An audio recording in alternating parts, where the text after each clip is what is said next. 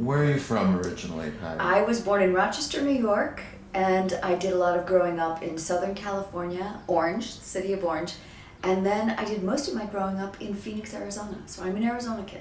Right. I think the decision to be an artist is an ongoing one, if that makes sense. I did not come from a family of artists, so I always feel a little like sheepish about can I call myself an artist? Am I allowed? I know that sounds crazy because it's what I do for a living, but there is something that the world of artists and the magic that they can make and the things that they inspire in me still seems miraculous and far away, if that makes sense.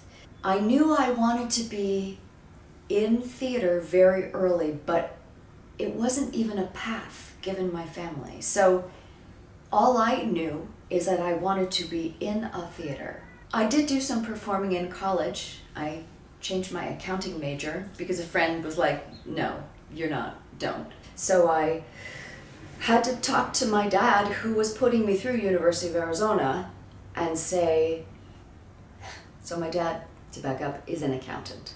So I had a whole speech prepared. I'm like, Dad, I don't want to be an accountant.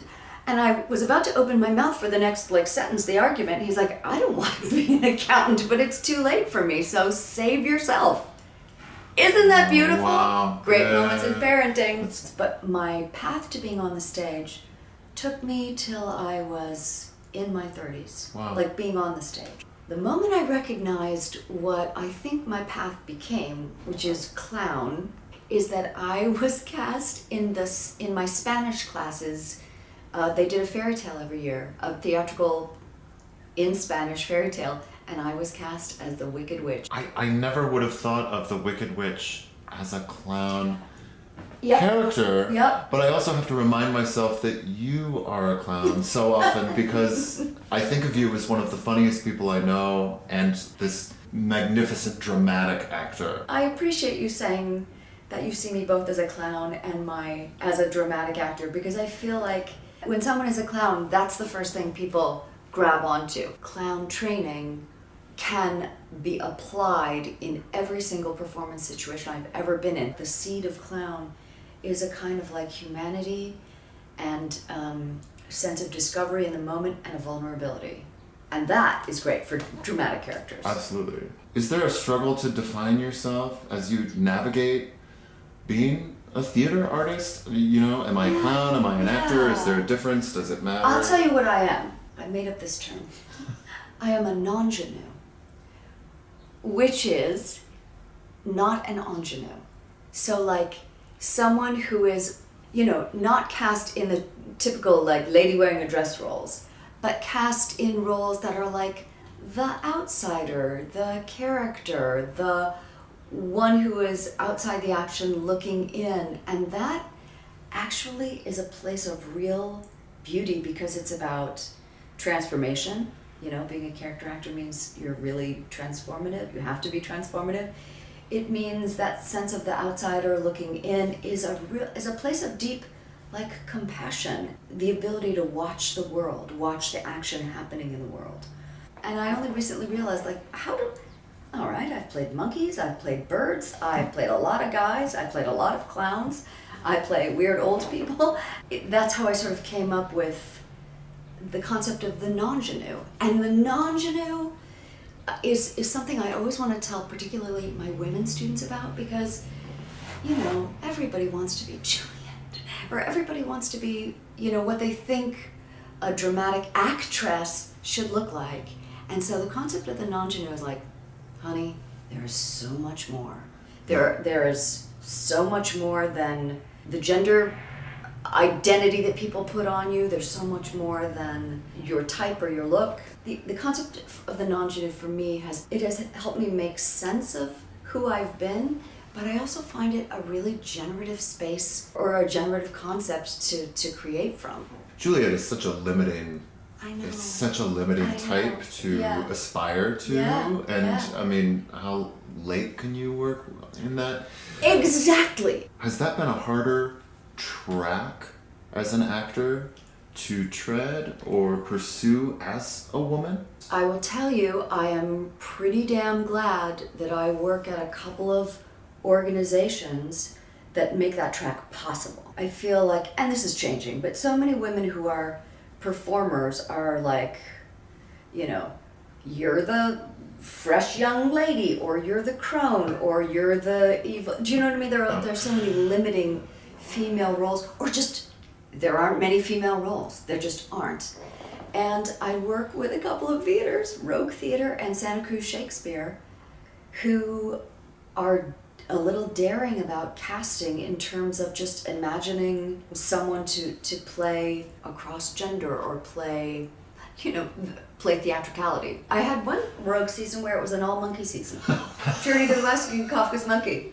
It was a big year for me because I was like, okay, monkey, bird. I went to do a conference of the birds at the Folger. It was like monkey, bird, monkey. It was a great year. There are some moments where one is like, what kind of girl am I? Do you know? I mean, just there are tiny moments of where it's like, oh, that beautiful leading lady role would be great to sink my teeth into. And I'm playing, some funny, weird character. And my husband said, "You're Leo Kottke." He said anybody can play the guitar. Leo Kottke can play a 12-string. He said, so you can play different instrumentation, and you may see that as something you lack, but the rest of the world sees it as something you can do. And that was really wonderful. Is this sounding too much like therapy? No, it's all. So then, when I was 5, after college I moved to London just because I wanted to be near the Royal Shakespeare Company. I never took a theater class. I never did anything. I just wanted to be near those people. And then I went to Philadelphia with my husband, and I was working as a marketing director at this great arts organization called The Painted Bride. And I had a friend who had just formed the Arden Theater Company. His name was Aaron Posner, and we were doing a joint marketing event. And he said, "You're not happy." And I said, "What?" He said, "You don't want to be on this side of the stage, do you? You want to be on that side of the stage." I was like, "No, absolutely." So he said, "You have to go back to grad school." I went back to grad school, but I still didn't jump into art making. I went and got a PhD. And then somewhere in the middle of my PhD, I was like, oh shit, I did it again. I did it again. I was sensible. I don't think I want to be writing about the people who make art. I would like to be writing and being one of the people who makes art.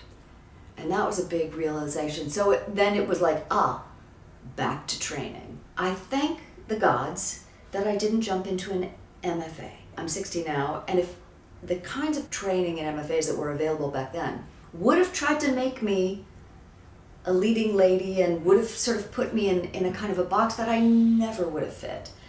So I had a PhD. I had, throughout the PhD, I had amazing mentors and friends, and I was learning a lot about the different kinds of theater that there was in the world. And so I was training in Javanese dance. I was training in clown. I went to Ecuador, I went to Bali. I cobbled together my own kind of specific MFA that I was passionate about. Clown, physicality, mime, mask. And when did it click? Was there... I think it clicked here. I met Cindy Meyer when I was an undergraduate in the speech communications department at U of A, and she was like the prom queen of the department, and all the undergrads would just try to get near her. They just tried to be anywhere near her, and her amazing performance events, and her, she was doing weird, cool Virginia Woolf adaptations in storefronts downtown, and I think I was in one, and I was terrible. So she was a maker already back then. And your first show at the Row was Good Woman of Szechuan in 2007? Mm-hmm. So how did that... Okay. I had just come back from Bali. I'd been living there for a while doing some mask and movement training. I was in Tucson with a bunch of other friends, and I was like, God, it's been so long since I've been to Tucson. I wonder if I run into anybody. I was at the Cup in Congress. Looked around, didn't see anyone. I was like, well, no one knows me in this town anymore anyway. And then I'm leaving the cup, and just as I'm standing under the door frame, I thought, I'm gonna look around one more time to see if I see Meyer. And I walk over, it was Cindy, it was Joe McGrath, and it was Vicky Hart. And they were talking about starting a theater. So this was 2005. Okay. Lost touch with Cindy again, and then I get a Christmas card, which was a fundraising letter from the Rogue, and she writes, it's come to this. No phone calls, no visits, just a fundraising letter. You don't have to send any money, but this is what's up. Merry Christmas. Merry Christmas. That came like a couple of days before I was going to Ecuador to do a Fulbright, and I threw that letter into my suitcase, and I opened it up in Quito, Ecuador, and I wrote back, and I said, I'm in Ecuador, and she said, write to me every day and tell me what your life is. And we just got back in touch. Wow. And they were in the middle of doing their first season. Right. And at the end of the season, I was telling her about a mask and mime workshop that I was giving for Ecuadorian artists. And she's like, we're about to do like puppets and masks in our next production, which was going to be Endymion. Would you come do a mask workshop for us? And I was like, at your service. After I gave my mask workshop, I did an audition. I was like, this will go nowhere. It was an interesting leap of faith that they made on me, because I was somebody with lots of performance training and lots of performance events in small little weird places, from Ecuador to Bali to the Circus Center where I trained in San Francisco, just all sorts of like weird events. But I hadn't been in that many plays. I was all trained up with nowhere to go. There was something about the theatricality of Good Woman. There was something about the ensemble work, which was right in my sweet spot, because kind of my main theatrical training is like a kind of a South American ensemble-based training, which is connected to Grotowski. So it was like a perfect first project. Theatrical, imaginative, almost a bare stage, and that is the kind of theater that really thrills me continually. So having taught and worked Yes. all over the world, Yeah. what have you learned from audiences and artists outside of the United States? The theater tribe, we are all just a bunch of recognizable nerds. There's a generosity, there's a resourcefulness, because almost all of us are broke. There's a sense of political engagement, asking the big questions about what matters in life, asking questions about humanity and our relationship to each other, our relationship to forces beyond us, our relationship to nature. Theater makers and goers seem to be seekers and intellectually curious, and they're just the kind of people that I want to be around and I want to talk to. A lot of my colleagues, mask makers and dancers and musicians in Bali, talk about the concept of taksu. Taksu can be badly translated as like a performer's like presence or charisma, but what it actually is, it's that your performing body is the site at which the gods manifest the beauty of the universe. So it's not about you. Do you know what I mean? Like, you prepare a space for the universe to reveal something beautiful. So that was a really important lesson in Bali, because one of the things that I live with in really embarrassing and crushing ways are the idea of shame, along with doubt and fear, and the am I enough? And in Bali, it's like, why on earth would you think it's about you? Do you know what I mean? It's not about are you enough? It's are you willing to do the work? Yeah. And so there's a sense of work, train, serve, and I think that is a uniting thing in a lot of artists. What makes a good Shakespearean clown? I'm thinking of your Fool in King Lear, which was such a masterclass. I have loved working in Shakespearean clowns. I want to get them all. They're like Pokemon for me. I want to collect all of them. I want to catch them all.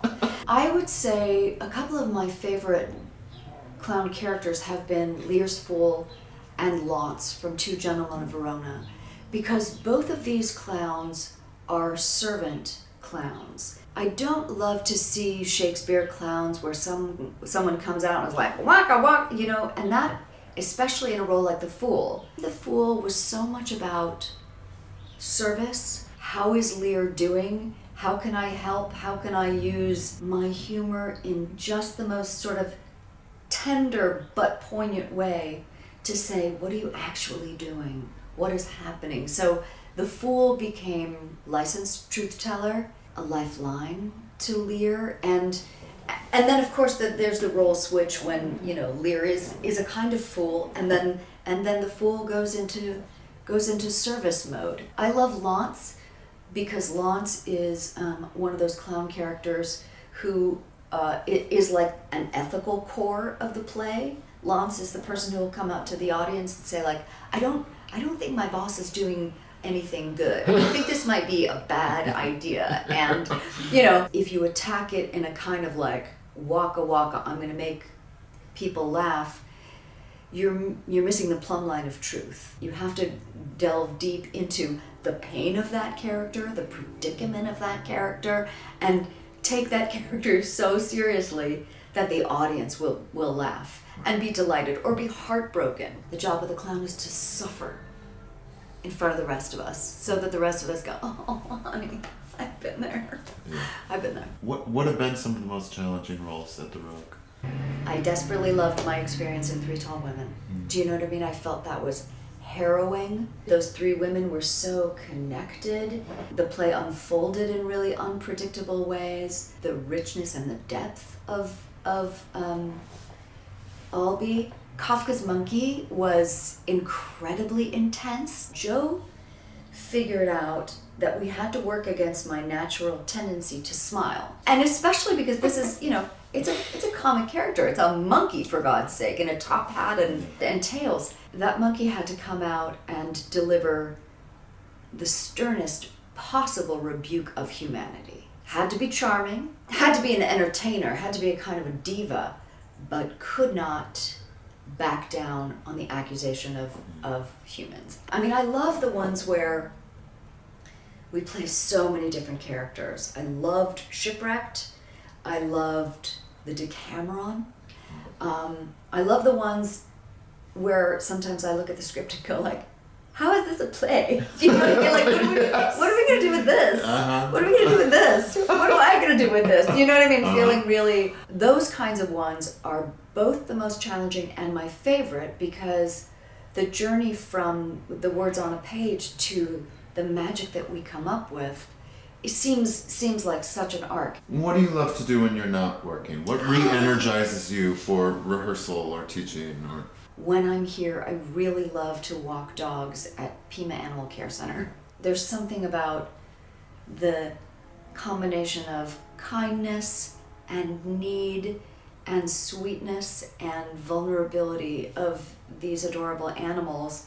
And there are moments where I'm like, I should definitely quit my job and this is all I should do. They need you and they love you, and you don't have to be anything. You don't have to try. You just have to look at these little furry faces and just think, how can I help? Can you tell me how the Iliad came about? How you and this play sort of joined forces? I just was fascinated by the concept of a play that takes an epic story of so long ago and puts it back into a contemporary right now moment, not just because I'm telling you the story right now, but because it looks at the scope of the human's capacity and propensity to war, that connects you to what's happening right now in front of you. And not just like the great big conflicts that are going on, but about what happens with rage, what happens with anger, and just that idea of making something so classical, so contemporary. Thrilled me. Out of the blue, I told a few people that I wanted to do it, and then somebody in Santa Cruz, Julie James, the artistic director of the Jewel Theater, she said, I like your pitch, let's do it. It has been absolutely thrilling. We've done it for so many different audiences and so many different contexts. It started at the Jewel. Then we took that production to India, where we clarified it and we pulled it apart and reimagined some things.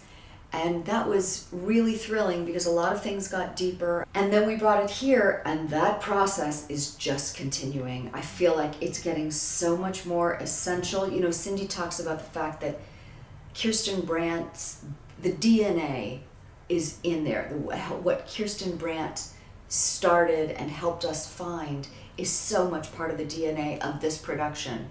And she is extending that process of peeling away to get to the real essence of these characters, the real essence of this conflict. So it's been thrilling to do it in 3 different places and feel like it's reinvented every time and connected every time. What does Homer have to say to us today?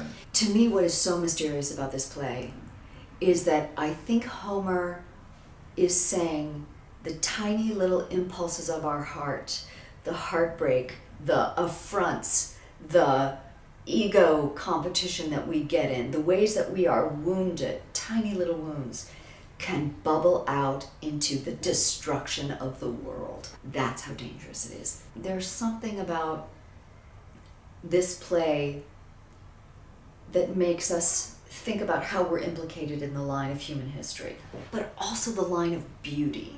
Do you know it's an intense play, of course, but there are so many moments of the poetry of life and the connections between humans and the way we love. So there is some comfort, if that makes sense. One of my favorite moments in the show is the poet basically saying like, here's my favorite part I love to sing and what I hope I can make you understand. Achilles lets go of his rage. And there's a real question in the script, like, how did he do that? And it's not just like, how did he do that? But it's literally like, how can we do that? Yeah. What brings you back to perform at the Rogue again, time after time? Oh my God. The work always matters. The work is always centering around questions that are big and giant and I want to be thinking about. I love the audience talkbacks. It's like watching people communicate laterally, and somebody on, House Right is thinking about what somebody on House Left said, and suddenly there's a debate, and it's like, this is the coolest book club I've ever heard of in my life. So that sense that the art is the jumping off part for really exciting conversations about what matters in life, and a theater that actually gives a damn about what people in the audience think. How about that? I'll take it.